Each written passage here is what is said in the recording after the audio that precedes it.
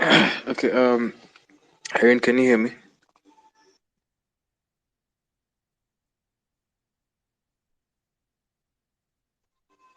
Irene, can you hear me? Just testing the sound to make sure that my sound is good. Can you hear me, Irene?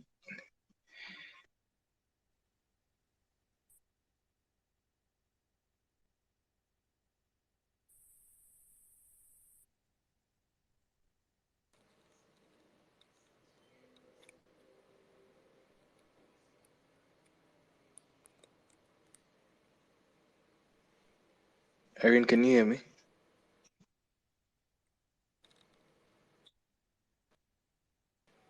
Yes, I can hear you, Kaskazini. Good. So yeah, this is a recorded space. So I'm sure I shall be having listeners who will be listening after the space. We're glad to be here this evening. We got an issue with our previous link. These days, these Twitter space links can be funny, so it just didn't work. But I hope people are still able to join in on the updated link. We're very glad to have you on the space, my brother, uh, land friend, counsel, Tito, Anthony. We are really glad to have you. So many titles you have, my brother, but we're really glad to have you in the space. You can also see my brother Junior has joined. In 4 minutes, we shall be starting. And if you can, please invite friends, share the link in your timeline or in your different spaces so that we can have more people in the space. And yeah, we're going to start in 4 minutes. Let's try to share the link in the meantime with more people to join in on the space.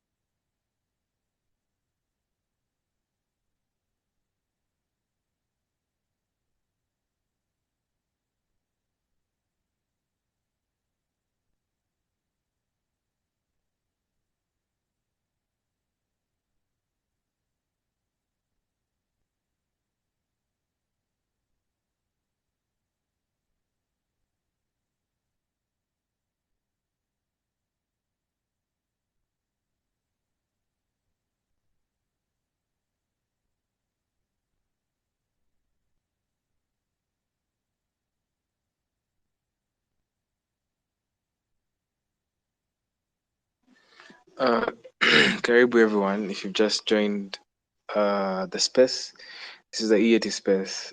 We do this every Thursday. This week we're talking to the big man himself, Tito, and in 2 minutes we shall be starting. Share the link if you can. Share the link with your friends. Share the link on your timeline. Let's have more people on the space before we start. This is a recorded space, so if you missed anything, you can always listen to the recorded space. So please share the link. We start in 1 minute. Karibu sana everyone.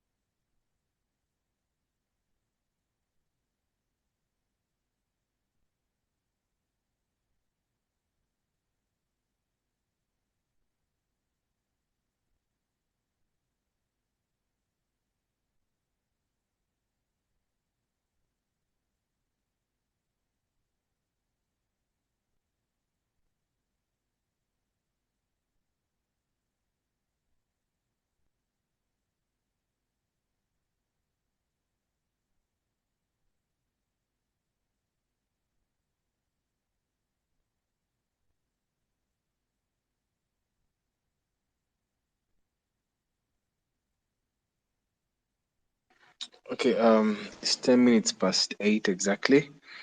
I'm sure we've shared the link. People will be able to join in later on as we move on.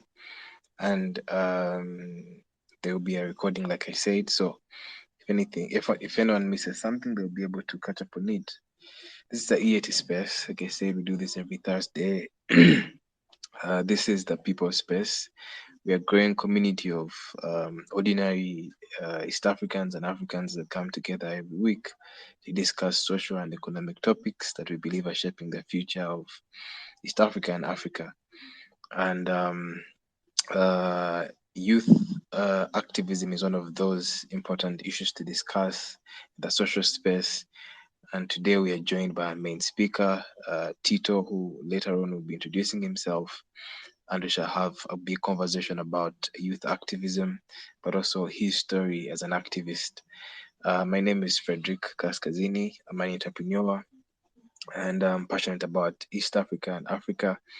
And we do this with Irene to try to create a space for these important conversations and to raise awareness amongst ourselves and a sense of being alert and alive to what's happening around us as Africans and East Africans, and inspiring ourselves and challenging ourselves to get involved in shaping a better future. Irene. Yes, my name is Irene Sumari. I'm also an entrepreneur. We usually have conversations every week, different topics, and I'm glad today we're with one of the great people, great activists, Tito Elia Magoti, and we are really glad that you were able to save time for this day. Karibuni sana kila mmoja. This is a space where it's a free space. You can use any language, Kiswahili ama Kiingereza. Kwa hiyo kwa mtu yoyote ambaye atakuwa na swali, in case anyone has a question, then we can just give them a chance. But after Tito has introduced himself, karibuni sana. I think we should now start the space. Okay, asante. So, like Irene has said, we're joined by a great man, a great leader, a great activist who inspires so many young people, not just within Tanzania, but East Africa and Africa at large. He has a big CV, and I'm sure most of us know him. And he actually needs no introduction from me. I'll allow the big man introduce himself.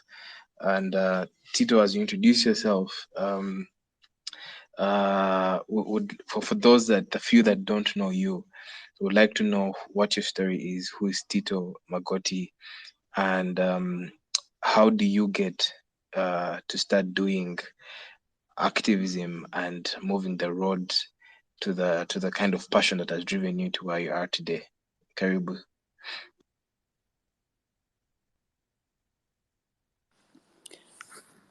Asante sana Comrade Kaskazini and Irene. I hope I'm audible enough. Yeah, we can hear you. Yeah, we can hear you. Yeah. I mean, I'm a bit surprised the way you were introducing me. I'm not a big boy, actually. I'm not a big boy. I'm just a young man in our definition. In our setting, some of us who are close to hitting 30 or even beyond, we are called young people. I have not accomplished as you try to paint, but most certainly I am living in my world. Maybe that's what makes everyone unique, living in their world and executing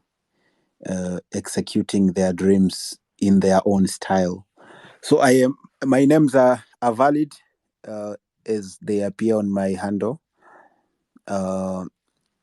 Professionally, I am a lawyer. I practice law as an advocate of the High Court of Tanzania and the court's subordinates there too. I have been known in the eyes of the public as an activist. I have actively taken part in in defense of human rights for a couple of years. This dates back in 2014 and 2015. When I was just wrapping up my undergrad degree, it is when I actively took part in activism. I joined civil society afterwards, where I worked in specific mandates of human rights as a researcher, as a human rights campaigner. I have worked as a writer. I've written several reports and books. I have also held the mandate of a criminal justice advocate,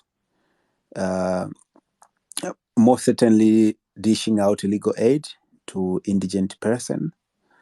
I have also been tweeting randomly and writing about human rights and democracy, specifically in Tanzania, but also closely following the politics in the region.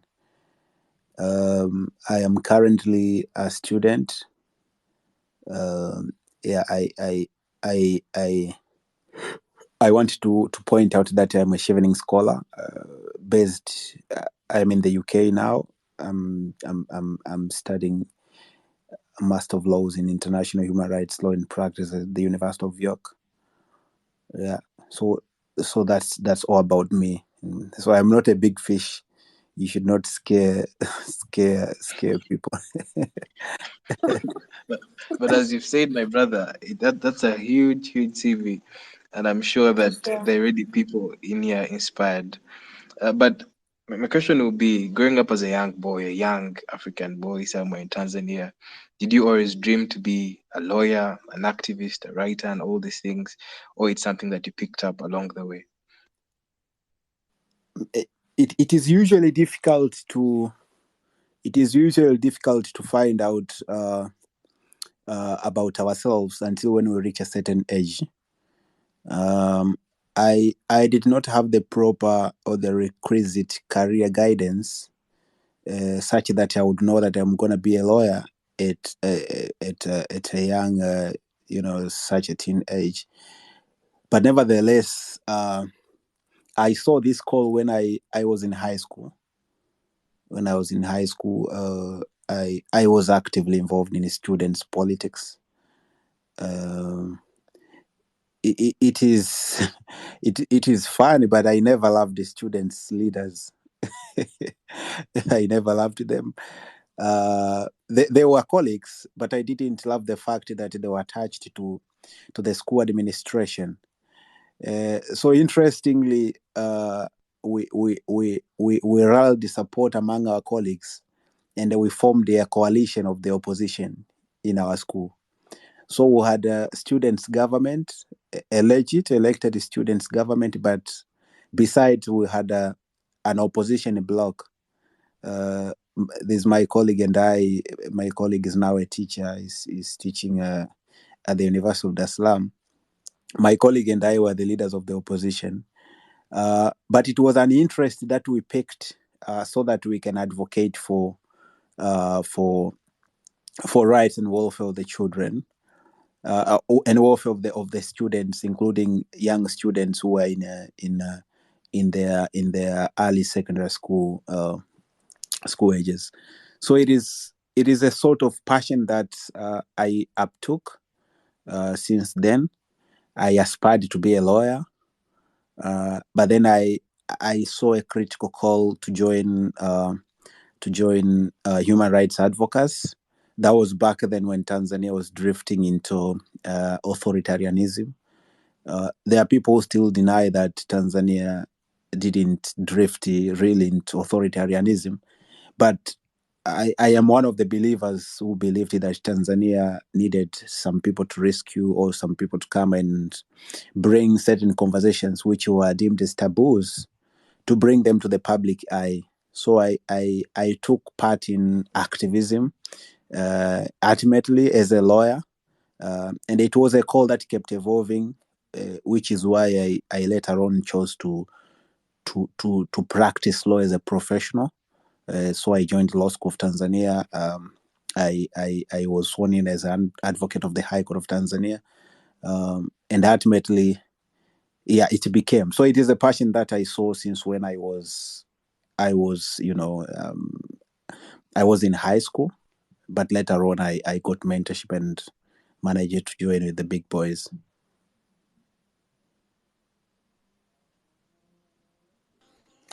Great. Thank you so much for sharing, Tito. I just wanted to ask, since you started doing this activism, you are a human rights researcher. You campaign for human rights. What is the most challenging and most defining moment in your activism? The most challenging moment is the fact that we're powerless. It is always challenging. You can have very softy and meaningful language to present to the public. You can have a proper cause that you want to champion and you really want to engage the public. But the fact that you are powerless, and the fact that someone can dismantle you and the entire cause within a minute, that's really challenging. I'll give you an example. For example, you wanna visit a prison for legal aid provision. But the fact that you are an activist or you are renowned as an activist, it might be a setback, such that someone powerful might use a prerogative that, you know what, do not let that activist have their way in prison. Why? Because they are activists, and this power, power issues, power struggle, have come to a point of delegitimizing the cause. It goes without saying that power power is quite a wider concept. Um, if you want to unpack how power affects our work, you can go to the extent of seeing how people are determined to remain in power within the region. I'll go further to give you examples of the politics in the region in East Africa. It is always a struggle for people without power to advance their cause. Of course, for people without political power to advance their cause. It is happening in Uganda. It is happening in Rwanda. It is happening in Kenya as well. Kenya is a progressive democracy in the region, but they are also having challenges with power. So the fact that we are usually powerless, it is easy for the authorities to create scenarios or to create conflicts, to create reputation crisis. They can also go further to create, conflict within ourselves. So it is quite challenging to advance a cause when you don't have the appropriate influence and power. Interesting. And talking about power and the challenges that an activist like you faces, how then was it for you as a young activist, standing up for human rights in a government that seemed to have so much power? And I know you're actually much younger then, and I think still earlier in your practice. How was it for you standing firm and still trying to fight for these rights as an activist? Weren't you scared, and didn't you think you would lose your life or something? And what kept you going still throughout that period of time? The burning desire. There's usually burning desire. It is like someone who is addicted to something. I'll give an example of someone who takes cigar, or who smokes cigarettes. They usually have that desire, desire of taking smoking, of the desire of even people who drink. There's usually that call and the desire. So it is a desire that we also share within our human rights advocates. You feel the call to come and fill the gap. You feel the call to go and rescue. You feel obligated to stand and speak out, such that when you don't speak out or when you don't turn out, you feel guilty. You feel guilty that why didn't I come to the rescue? And also, if you look at the bigger picture of the work we are doing, for example, I've been working with a human rights advocacy organization that provides legal aid to marginalized and the indigent persons. The institution serves more than 15,000 people per year. More than 15,000 people per year. They have legal aid clinics in Arusha, in Dar es Salaam, and in Dodoma. So if you think about these people, 15,000, who are expecting to benefit from your presence or from your work, you then get to your feet and go back to work in the morning.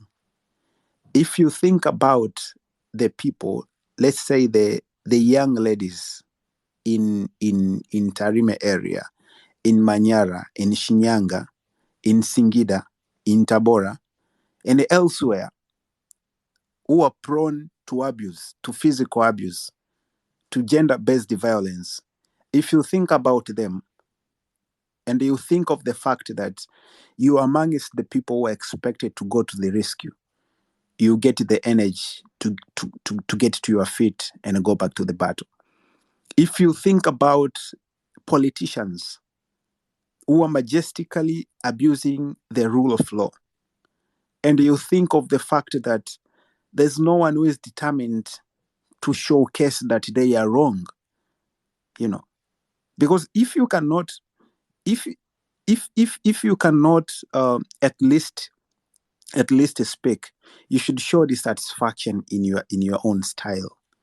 And we have managed to do this in a couple of ways, in a couple of strategies. If you cannot write a tweet, go to a media house, take part in conversations.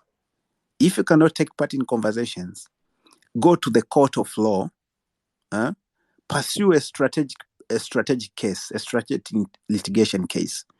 If you cannot go to the court of law, persuade your MP to go and raise it as a matter of public discussion in the parliament. If you cannot do that, speak to their appointing authority and show them that this is what you have brought in the public eye and this is how they are behaving.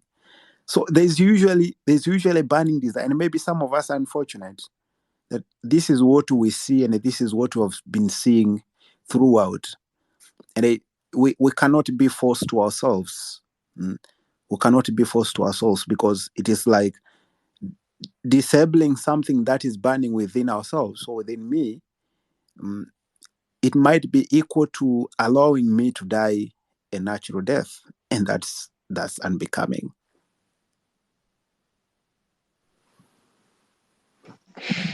Well, that's indeed inspiring.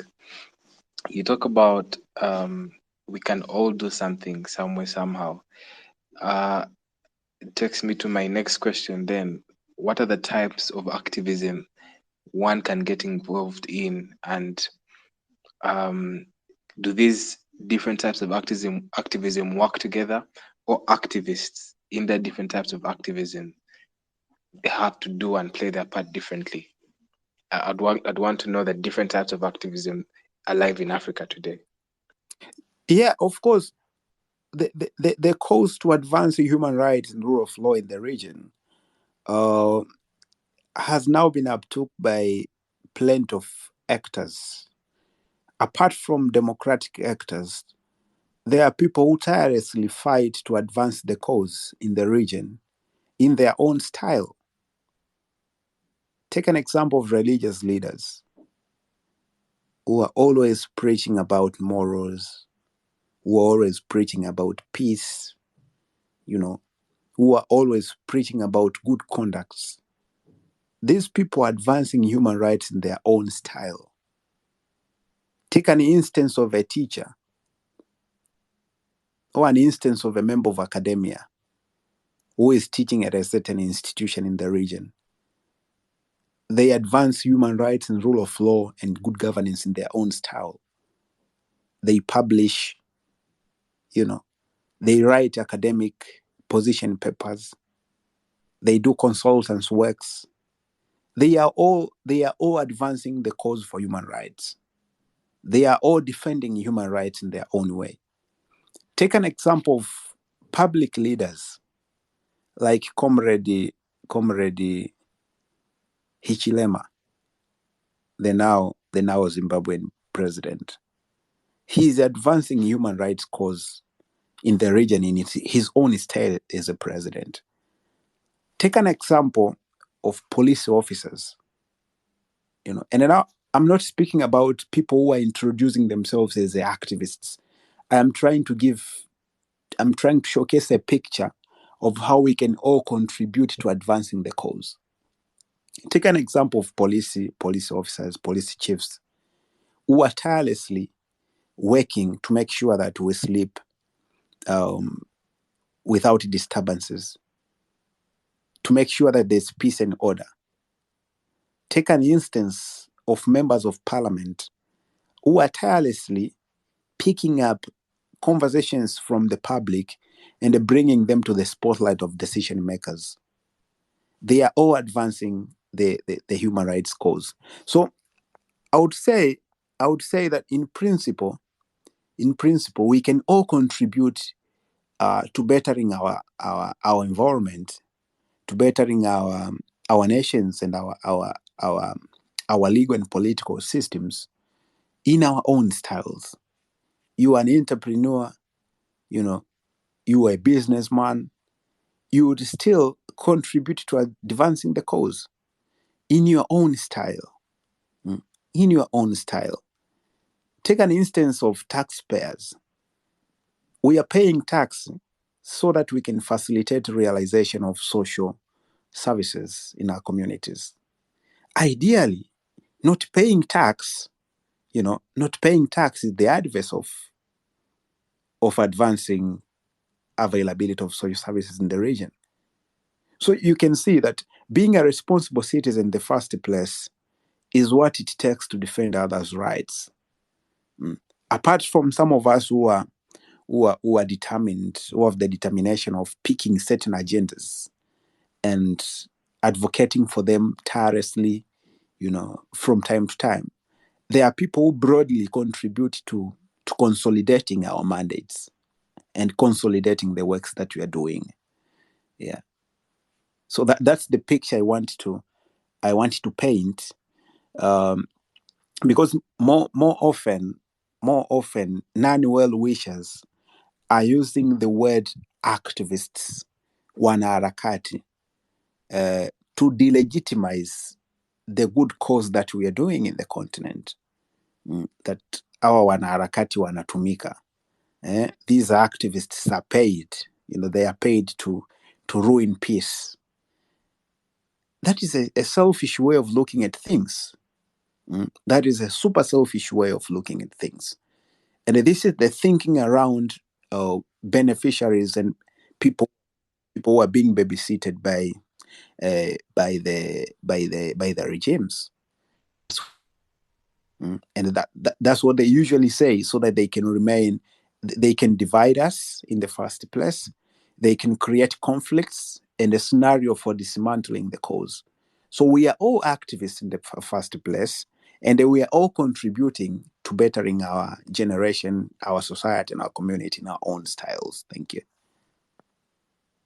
Thank you so much. I just wanted to know, how did you practice your activism? Was it through social media?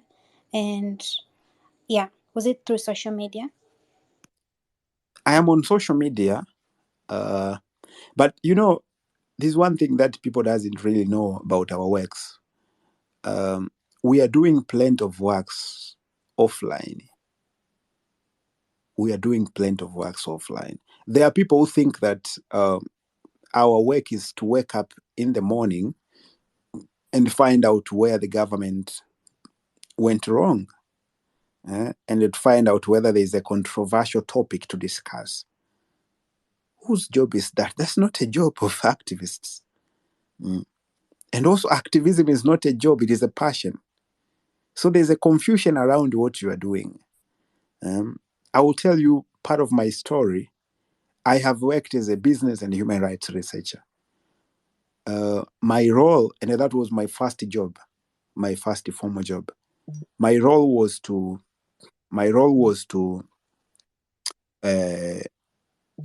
help corporations, in the corporate sector comply with international human rights standards. As a result, I was visiting mining sites, North Mara, Barrick. I visited Geita, GGM, Chunya, Mbeya, Tabora. Those are the places I usually visited. Biharamulo, Kagera. There's also some mining site in Mwanza, in Arusha. I visited those places to make sure that I follow up the synergy, the intersection between business and human rights. And we worked around land rights to make sure that people whose land get grabbed, they obtain redress.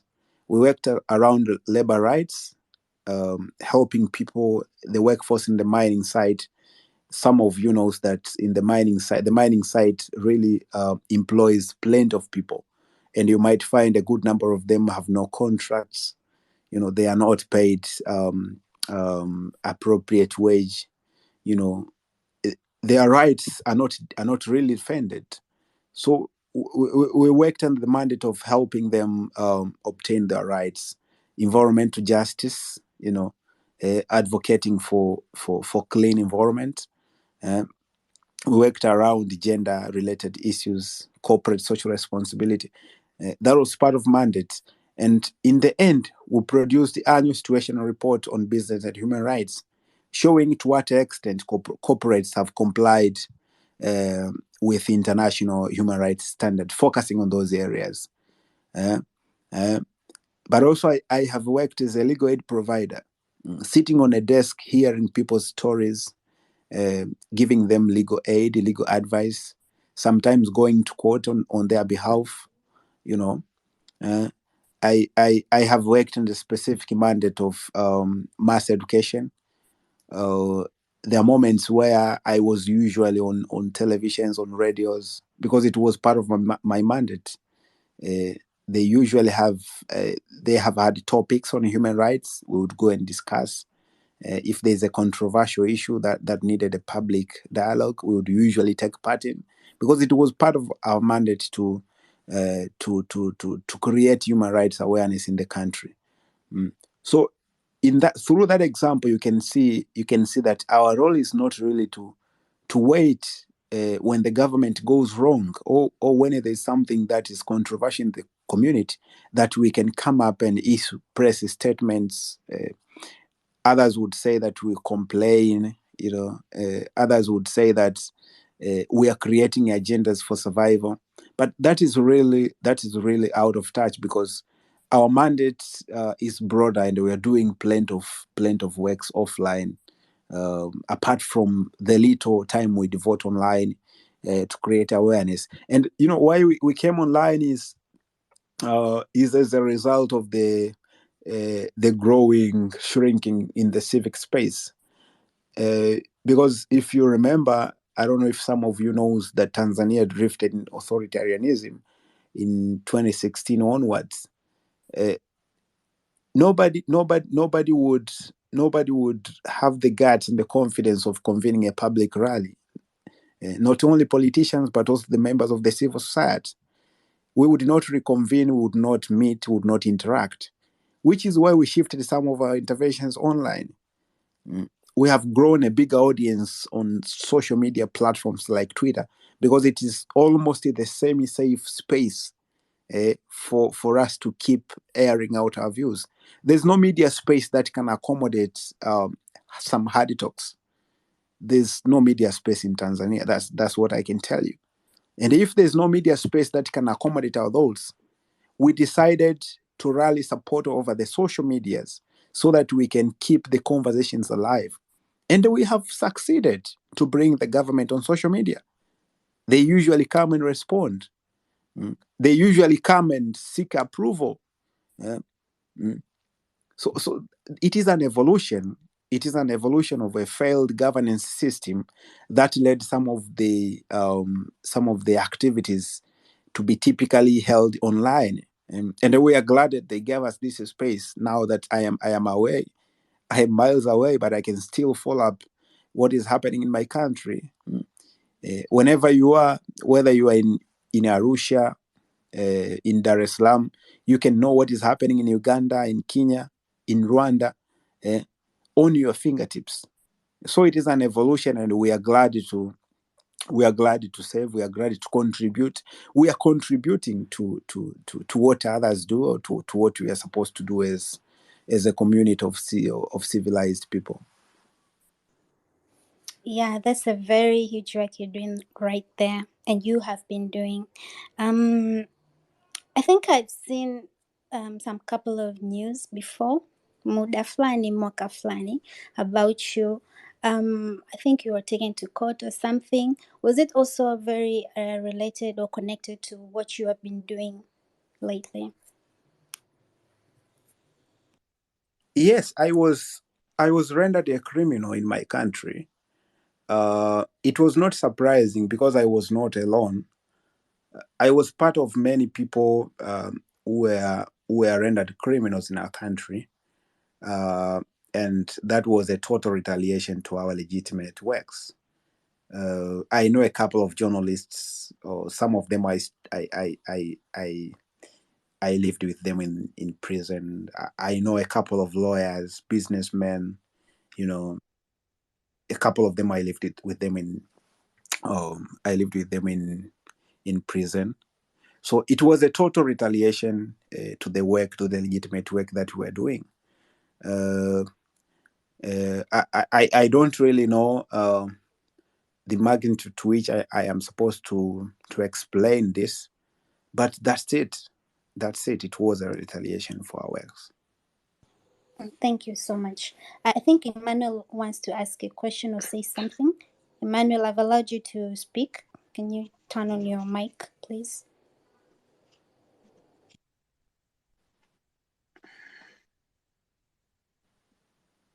I don't know if Emmanuel can hear us.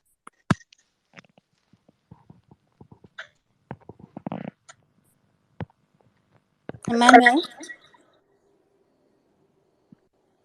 Okay, Kaskazini, you can proceed to the next as we wait for him to connect. Okay. Thank you. So Tito, as you're talking, you talked about how people look at activists and they think, these guys just wake up and look for what to complain, what to jump on about. And I think I've seen that too. What there's that the activists are trying to stand for the rights or to fight for the people, but the people that they're fighting for seem not to see that. My question is for young African activists, how thinking about survival and how they can live their everyday lives. Most of them, I'm sure, and I know, what holds them back is how am I going to survive if I'm surviving on activism alone? What advice do you give those young activists who want to stand for something, but usually they're held back by how either they will be seen or how they will survive as activists? I will tell them to follow their passion. Follow your passion. I am a believer of divine judgments. I don't know if everyone believes in divine judgments. I profoundly believe that what is meant to be usually finds a way. So we live in a community which has dynamics in thinking, in perceptions, and the likes. It is quite easy for someone to be discouraged with situations, let alone the economic factor. But some of the some of the environment surrounding us usually might discourage or encourage us to do something. But I would say, as a believer of divine judgments, I believe that what is meant to be always finds a way. So if you have a passion, or if you're passionate about something, I would encourage you to do it. The price, regardless, because there's usually a price tag that comes with doing, trying to bring people out of their food. There's always a price, but follow your passion. Nevertheless, I would advise to look after ourselves. If you can go to school, go to school. If you can access knowledge somewhere else, go to school. Go look for knowledge. Be authoritative, because essentially, we are sometimes rendered noise makers. We don't have we don't know what you're doing, because we do not speak from a point of information. Some of us are not informed. Some of us doesn't really care about reading. They don't read. They don't comprehend stuffs, which is why speaking from an angle of a noisemaker would really delegitimize the entire work that we're doing. But if you take time to go to school, to educate yourself, to read, it will eventually upgrade even your social status. We know how unemployment consumes youths in the region. Unemployment is a real problem. But if you go to school, you can, in fact, make your way to acquiring skills that will help you to create independence, to create economic, your own economic freedom. And if you have economic freedom, no one would really put you in their shoes, trying to solicit your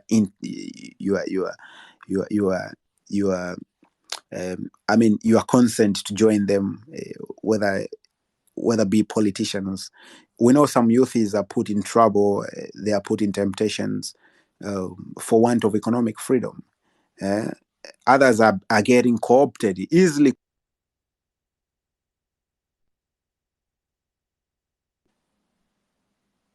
co-opted. Why? Because they don't have economic freedom. They don't have economic freedom. That is why they're getting co-opted.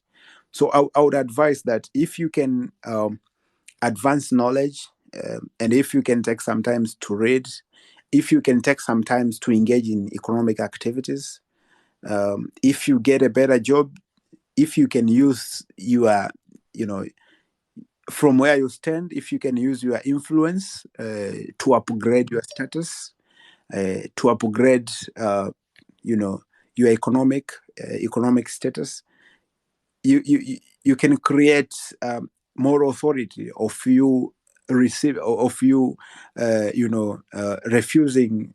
to be co-opted. You can refuse to be co-opted easily than when you're barely running here and there, trying to be relevant, trying to make friends, trying to be valid. I am not going to give an example of anyone, but we know some of us are sometimes trying to be bootlickers. You cannot survive if you are a bootlicker. It is not sustainable, and it is not helping anyone. Thank you, Tito. I think you answered two of my other questions, which I had on that same topic of intellectualism, and but I think I'll still ask one more. You talk about the need and importance of informing ourselves and educating ourselves, but I think from where you sit as well that our generation is one that does not really read a lot and one that does not really look or seek for information. How much effect has that had on the kind of youth activism we have in Africa today? That lack of reading and seeking to be intellectually powerful or strong. Thank you, Comrade Kaskazini. You know, I would say, uh, I first don't think that everyone has to go to school to a certain level so that they can make good activists. But I believe in the power of information and knowledge. One can acquire knowledge and information through multiple outlets. Not only sitting in a class as in acquiring a PhD, a master, or a bachelor's degree, but a significant interest in something is what makes impact. If you are significantly interested in children's rights, you will go along finding out your angle in that particular domain, following it up. Some other people go ahead doing short courses. Some other people go ahead finding solutions. I didn't go to school to a level of a bachelor's degree, but I know my society. I have managed to find a solution to the problems within my society. So while I don't really see the direct synergy between going to school and being a better activist, I appreciate efforts. I appreciate multi-stakeholder efforts, which comes as a result of combined efforts. Because I will tell you, comrade, that the more we go to school, the more we become selfish. I don't know if this makes sense, but the more Really? yeah. The more people know about how they can acquire wealth, the more people know about how they can be rich.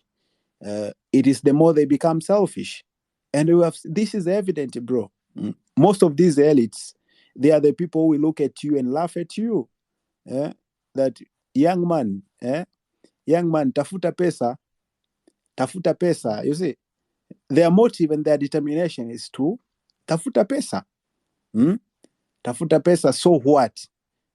Not everyone is determined to be rich. Not everyone. Others are here on earth to accomplish their call, their portion of call. Not everyone is meant to come on earth and be rich. Sasa wote tukiwa matajiri kama mwekezaji mwenzangu Mo Dewji, who else atakuja kuwa mshauri wa mwekezaji? Umeona? So I would say there's a link. Speaking from an informed perspective is more appropriate, but also I don't blame elites, but I think they have really contributed to drawing back most of the things that we would have realized if we didn't choose to be selfish. Most of elites are selfish. They are looking at themselves. They are looking for survival. Even at workplaces, you can see the struggle for power and positions. People are struggling to exist, to survive. Even in our governments, look at ministers. There are some ministers in my government, in my country, are my friends. But their determination is always to remain in power. They would do fishy stuffs to make sure that they remain in power. But all these ministers are elites. They will never think about someone who is in Tarime, North Mara, someone who is in Musoma, who is starving for missing school. They will never think about a children who has an admission offer from the University of Dar es Salaam but cannot go to school because they didn't access loan. So the more we are seeing the world, the more we know the world and what it offers for us, it is the more we become selfish. And in activism, we believe in opinions of everyone, and we believe in collective efforts. Members of the academia would come and contribute what they have. The people from the local level would come and give us a genuine, fresh perspective of things. so that we can think together, we can sit together and draw some solutions to common problems in our communities, so that we can address them. Thank you. Thank you, Tito. And from what exactly you've talked about, I think I will agree with you that, we seem to have so much education happening today. So many people are getting educated in Africa, but it seems like things only change to remain the same. We see someone today, we think they're the hope, they're land and all, but then they go into government or into position of services and they do the same. So it shapes my next question. In your view, what role does youth activism play in the realization of a better Tanzania, a better East Africa, and Africa at large? Because, and I'm asking this because from what you've said, activism seems to root from a place of trying to make a difference and trying to make a better reality. So how much and what role does activism play in the realization of a better future moving forward? Significantly. Yeah, I know activists play a significant role in making sure that we reach to a certain threshold of development. In most of our settings in developing economies like that of ours in East Africa, we have seen activists playing multiple roles. They sometimes take the role of the parliament. As we are speaking now, there's one of my friends is running Twitter Spaces, Maria. Maria is hosting close to 1,000 people now. They are discussing matters of public interest. To what extent do they affect or do they influence? It remains questionable, but I would say that we have been influencing conversations and the decisions, and the decision makers knows this. This is why they come and sit in these kind of spaces, to harness knowledge, to harness the public reaction, and also to learn how to do better. We have seen activists taking some tangible actions, even in our court and judicial systems. I would tell you that I have never had a government taking a petition, a constitutional petition, to court. It usually comes from activists and civil society organizations. And what is the role of these public interest cases? You hear that this or that activist filed a case to challenge this or that provision of a constitution or provision of a legislation because it violates the constitution. And what is the impact of this? The impact is that they are shaping our legal and human rights jurisprudence in the region. We have had this in Kenya. We recently had a constitutional petition which sought to nullify the presidential election in Kenya. Actually, they have had 3 successful constitutional petitions on that regard. That is a fair example. We have had plenty of actions in the course of laws. They help shape our jurisprudence in the region. They help so much. And this is one of the works of human rights defenders. We have seen multiple actions in social services provision. Justice defenders like international organizations like UNHCR and their subordinates, they are doing plenty of works to make sure that they rescue refugees and asylum seekers. So the role might be measured, the success might be measured depending on where on where the activists really operate from. But I would say they are significantly contributing to bettering our community in their own style. Thank you, Tito. A small question as I go on to my next question.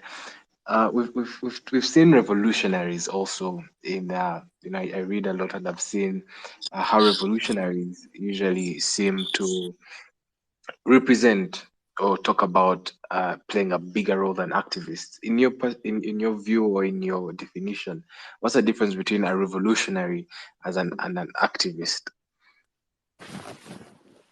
I would say if you want to distinguish revolution and activism, maybe you can distinguish them by looking at the impact they bring. Looking at the impact they bring.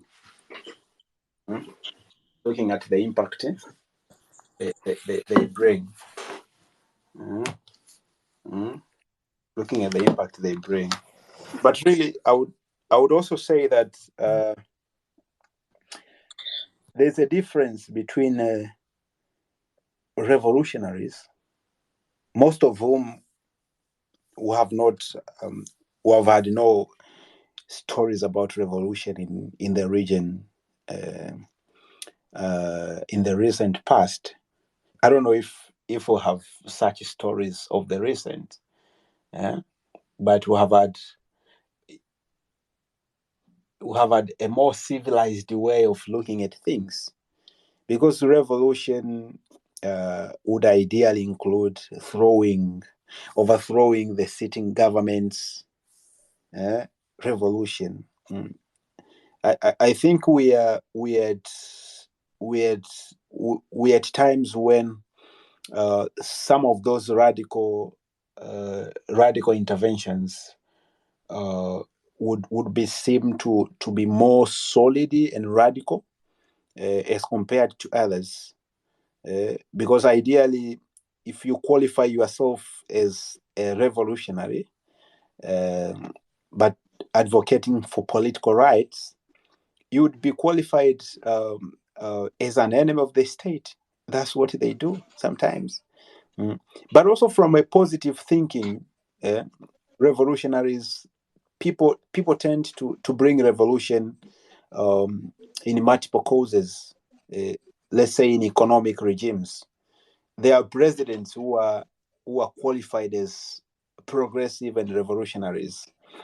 From that thinking, from a positive point of view, they exist and also they contribute. But I'll look at the outcome to rather say this is an outcome of activism and this is a revolution. Yeah. Thank you, Tito. Guys, if you have something to say, something to ask on the space, you can request and we can allow you to speak. As we wind up, I think in about next 5 minutes or 6. Earlier on in the space, you told us, Tito, that you're currently in the United Kingdom, UK. Most young people today in Tanzania and across East Africa and Africa want to really leave Africa, run out of Africa, and come to what they call the developed world, Europe, America, and all sorts. In your perspective or in your view, when do you see Tanzania or East Africa becoming like the UK one day, or becoming to that level of the developed countries in Europe? It will take time. It will take time, determination, for us to at least make our way to where our counterparts are, because we are facing problems which we have not accepted that they are real problems. We are letting problems solve problems. We are sitting behind and waiting for problems to solve themselves. So it will take time for us to catch the pace that our counterparts have managed to take. We are faced with problems of governance, of course, good governance, respect for human rights. We are struggling economically, but in the meantime, there are people who are living,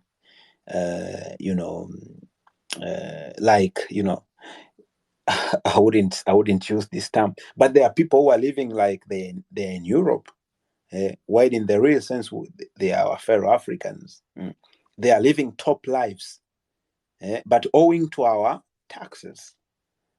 So we are facing economic problems, but in the meantime, the little resources that we manage to generate and collect as groups of people or as taxpayers, they end up in hands of unfaithful, corrupt leaders. So we have problems which we really need to accept in the first place. But going forward, we need collective and common voices. We need to establish stronger solidarity. We need to establish institutions. We need to establish checks and balances. We need to take our people to school. We need to empower people, so that they can have the requisite skills and knowledge of doing things rightly. If you look at people who are farming, people are still farming with, people are still farming using old technologies.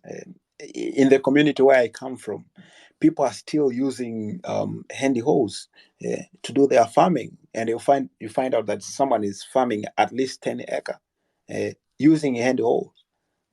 So we are going nowhere with this kind of strategies and these kind of practices. So it will take time, but we need the determination, and we need to start afresh. We need to take part. We need to contribute as well wishers, and we really need to call a spade, because at times we are giving legitimacy to paid leaders.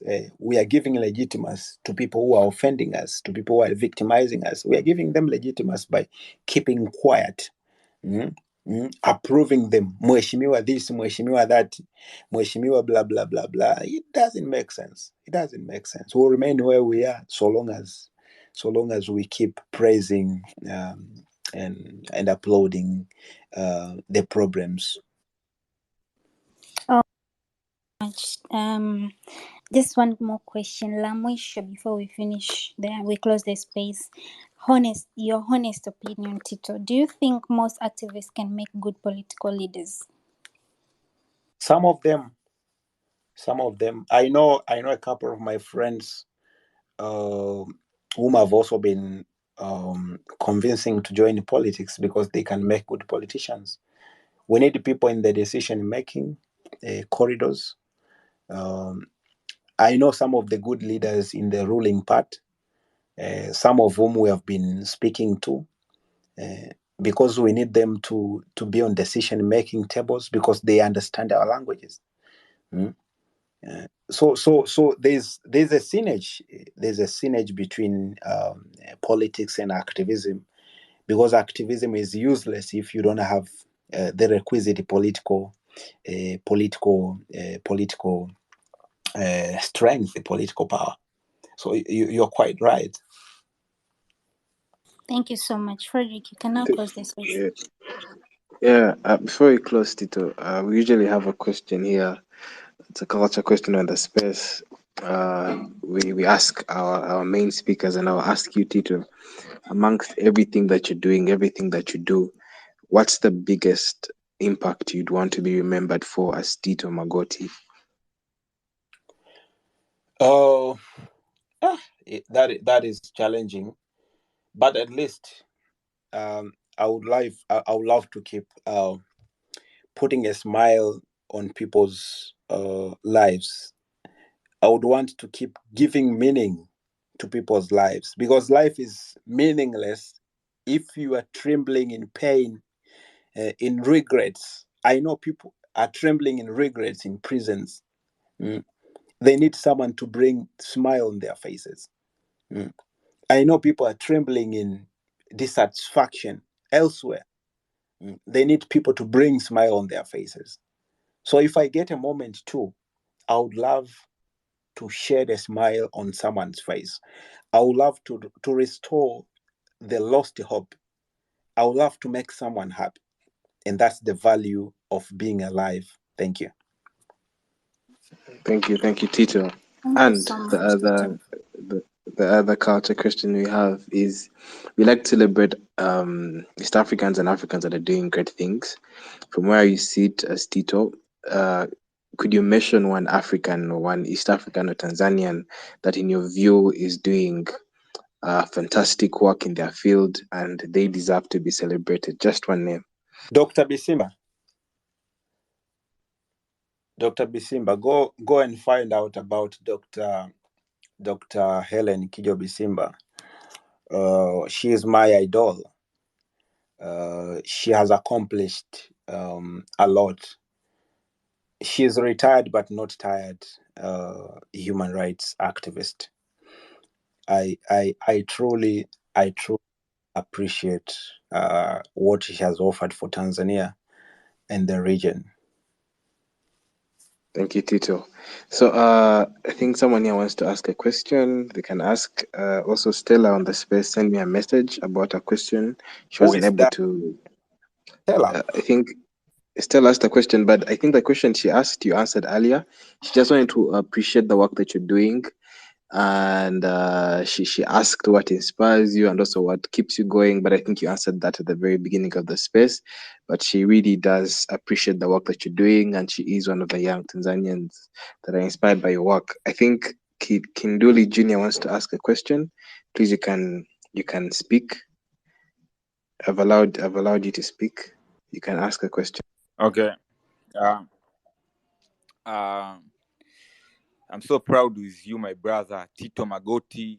And I have a lot of questions to ask you, but the first one and the best question that I want to know is, what is your biggest achievement with your movement? The movement that you have been doing since we begin to know you. What is your biggest achievement? What to succeed with your movement of activism? Asante sana Kinduli. If I may respond directly, and also I want to thank Stella. Stella is a humble friend of mine, and I'm glad she's on this space. We have not been in touch for a while, but I'm happy to read her thoughts. Kinduli, I might have not accomplished much, but I will tell you one thing. This past week, a law student sent me a document. I've been reading about people making impacts in their communities, and I've been so proud of them. But this past week, a law student sent me a document. It was actually a judicial decision that was ruled and arrived upon, citing one of the case that I instituted in the court last year, and I won one of the ruling. So he actually sent that to me, telling me that, bro, mwalimu ametuambia tukasome kesi yako. Why? Because that case laid down a precedent on how the court has to constitute itself when determining certain human rights petitions brought under certain provisions of the law. It is a case that we took to court. It was a risky discussion. It was a risky decision. It was also an unpopular decision, because we sometimes do unpopular decisions.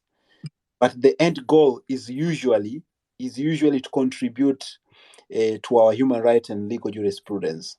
So if you tell me to tell you some of my accomplishments, I can barely go back to some specific instances, like that one, a law student reading about a case that I did.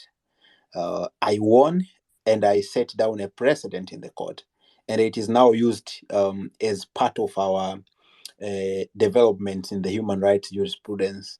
Actually, teachers at the Law School of Tanzania are using some of my case to teach human rights. To teach human rights, I have at least 3 cases that are now being used as reference. I won a case with the with the United Nations. I won 2 cases in the High Court of Tanzania. which are equally used to teach as part of the development in our human rights jurisprudence in the country. So there's plenty to speak, and I don't love bragging. I usually let things speak by themselves. Thank you so much, my brother Magoti.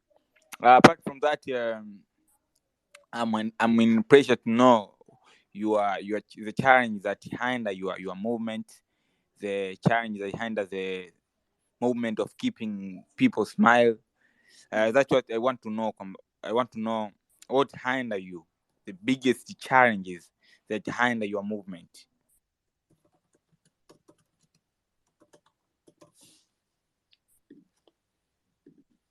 So I had answered that question, but because we are winding up, I wouldn't linger so much on that. But I would say there's this challenge of not having power, of not having the requisite political power, the challenge of not being understood, reputation crisis, because we are sometimes, judged the wrong way. We sometimes lack support from the people we are trying to stand for, and that's not a problem because of our level of education and the division within the society. There's plenty of challenges, but they are never an obstacle for us to keep going, and we love it. Thank you, Tito. I think we're winding up now. But one more thing, as we're doing research for this space and doing some background research about you, there's a young man called Frederick Binamungu who told me that he wishes that you'd be president of Tanzania one day, and he also told me to pass on the message. So you do. Yeah, we So you really should do. you should think of that, Mr. Tito. It should be Rais soon. So otherwise, thank you so much, Tito. I've also received another request that we should have you back on the space soon for a deeper conversation. Many questions still coming in, but I think maybe next time, or maybe you answer some through the inbox. But thank you for your time. Thank you for inspiring our generation, not just in Tanzania, but across East Africa and Africa.